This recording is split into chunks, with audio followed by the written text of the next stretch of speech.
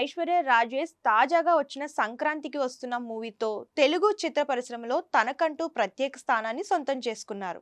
అనిల్ రావుపూడి దర్శకత్వంలో విక్టరీ వెంకటేష్ హీరోగా నటించిన ఈ సినిమా సంక్రాంతికి స్పెషల్ గా వచ్చి బ్లాక్ బాస్టర్ హిట్ అందుకుంది.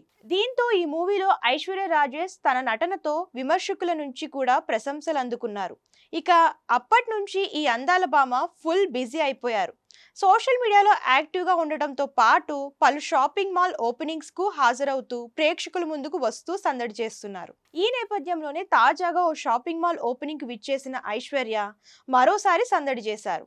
ఓపెనింగ్ అనంతరం మీడియాతో కాసేపు ముచ్చటించారు. ఈ సందర్భంలోనే ఓ రిపోర్టర్ మాట్లాడుతూ, మీరు సారీలో కనిపిస్తుంటే ఫ్యామిలీ ఆడియన్స్ మీలో సౌందర్యం చూసుకుంటున్నారని చెప్పారు. దీనిపై స్పందించిన ఆమె థ్యాంక్ యూ, సౌందర్యతో కంపేర్ చేసుకోలేను, ఆమె అంటే తనకు చాలా ఇష్టమని, సౌందర్య చీర కట్టారు అంటే ఆ చీరకే అందం వస్తుందని చెప్పారు. ఏ ఆడపిల్ల అయినా అలాంటి అందాన్ని కోరుకుంటుందన్నారు. చీరకు క్రేజ్ ఎప్పుడు ఉంటుందని తెలిపారు.